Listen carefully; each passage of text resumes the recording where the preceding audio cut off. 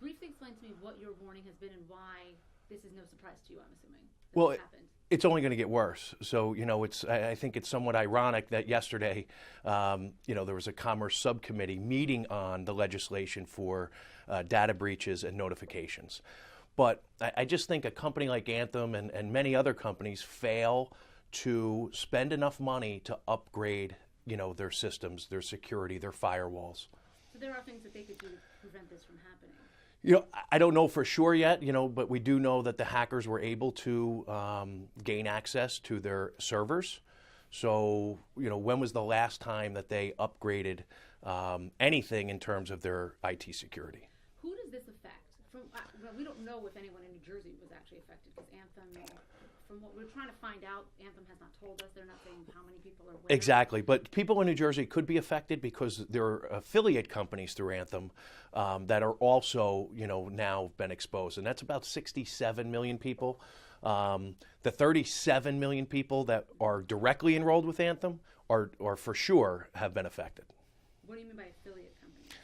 Affiliate companies, third-party vendors that work with Anthem, doctors, hospital networks, things like that. So, what do we need? First off, if you're concerned that you might have been affected by this breach, what should you do immediately? You should get a copy of a credit report.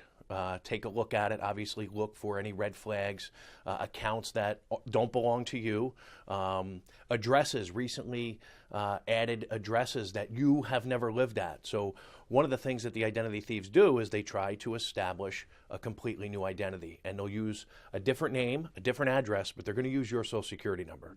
So look at the report, and then, unfortunately, in today's day and world, you really need to be involved in a credit monitoring program that also has the resolution services, because people always say, Paul, what if I get the alert that somebody just tried to open up a credit card or multiple cards, or they're leasing a car or buying a house? So the average person doesn't know what to do. So make sure you have some type of resolution service that goes along with the credit monitoring. And I say it's unfortunate because the free services that are out there are just inadequate. So people are going to wind up having to pay anywhere from $10 to $20 a month for that service. But it's the world we live in.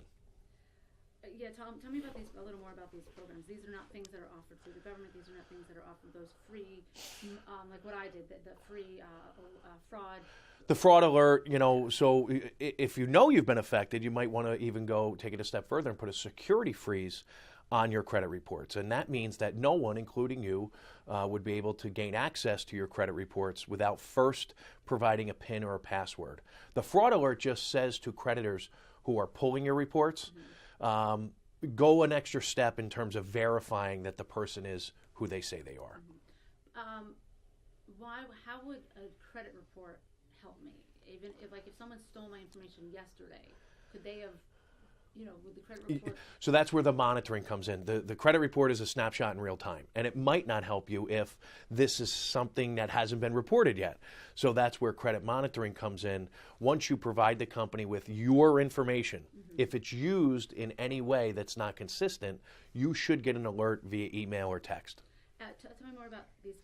Who does these monitoring programs that you would have to, I guess, pay for? Well, the shameless plug would be Better Qualified, certainly provides free credit reports along with a monitoring service that really is, ours is only like $6.95 a month. So again, anywhere from $7, $8. Some of the higher ones, like there's a LifeLock, most of the people know because they do so much marketing. But they're on the upper side, $20, lots of bells and whistles that I don't think you really need. You need to be alerted, and you need to have the resolution service. Someone that's going to help you. If someone's opened up the reports, what do I do? Well, you need to file a police report, and you need to contact the creditors. And, the average person spends about 2 years trying to undo what the identity thieves have done. And is this what, I mean, what happened here, this breach? Do you think the company's doing enough to help? Like, do you think? No, I think one of the things that, I try and champion, and the things that we talk about, are all of the companies thus far, in my opinion, have fallen short in notifying the clients, customers on time, and then don't just provide a one bureau credit report. There's 3 bureaus. And so for that very reason, they need a 3 bureau credit monitoring solution and service. And how about letting them know they stole your email, Marcy? So be on the lookout for phishing emails that look like they're going to come from Anthem. And we know from Target and Neiman Marcus and Chase that the identity thieves emailed their clients, and people gave even more of their personal information because they weren't made aware that these phishing emails are going to come. They have your phone number. So be on the lookout for phone calls. How you doing? This is Paul Oster from Anthem. Listen, we're just checking on our customers to make sure you're okay. Can you please verify with us your social security number, bank account information? It goes on. And people are in panic mode. Maybe they're rushing to work. They got a kid crying. And all of a sudden they give this information. And then it really becomes a bad situation. Anything else that you think that we need to bring up in this conversation for folks, whether you're a customer of Anthem or not? Or not, right. So I think the biggest thing for people to realize is don't become numb to this. 2014 was the year of the data breach. Every other day you heard about and people say, well, it didn't hurt me yet. So what they need to realize is that the information is on the black market. It's being sold on the dark web. So it's only a matter of time before somebody buys it and uses it. And just because it hasn't happened yet, take the steps, be proactive in protecting yourself, because obviously the government can't do it, these companies can't do it, retailers can't do it. We lock our front doors, we lock our cars, we lock our phones, but we fail to lock our identities down. So take a couple of simple steps to protect yourself, and one of them being get involved in a credit monitoring program. Identity theft is the fastest growing crime, and it's going to continue to be that way because of our dependence on doing everything over the internet. So a monitoring program, any other thing? I mean, I guess keep an eye on your accounts, whether it's your checking account, I'm assuming that's absolutely. You can call and have all of your account numbers changed. You don't have to close accounts and get new accounts, but have the account numbers changed. Change your PINs and passwords. And I say, this is my job. I preach this every day, and people don't do it. They hear it and they go, oh, but it's an inconvenience. But if you don't do it, believe me, it's a far bigger inconvenience if you become a victim of identity theft. So change your PINs and passwords, change your account numbers. You don't have to get new accounts, but certainly change them. And then obviously you're going to have to change, you're going to have to alert the creditors. Maybe you have auto draft and auto pay and all that stuff. But if it takes you an hour, you're done. If you're a victim of identity theft, like I said before, it could take you years, and it could be financially, devastating along the way. And when you say change your account numbers, you have bank account, checking account, savings account, that's... Absolutely. Bank accounts, checking accounts, credit cards, all of those banks and creditors will issue you new account numbers. Mm-hmm. And here's the thing, it's kind of related to it, but everyone has debit cards now.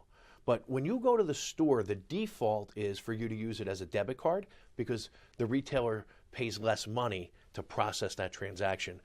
Ask to use it as a credit card. So when you swipe your debit card now, it says, what's your PIN? No, cancel it out and say, I want to use it as a credit card, because you're afforded some more protections as opposed to a debit card that's linked directly to your checking and savings. So if they get that information, now they can backtrack into your checking account and savings account.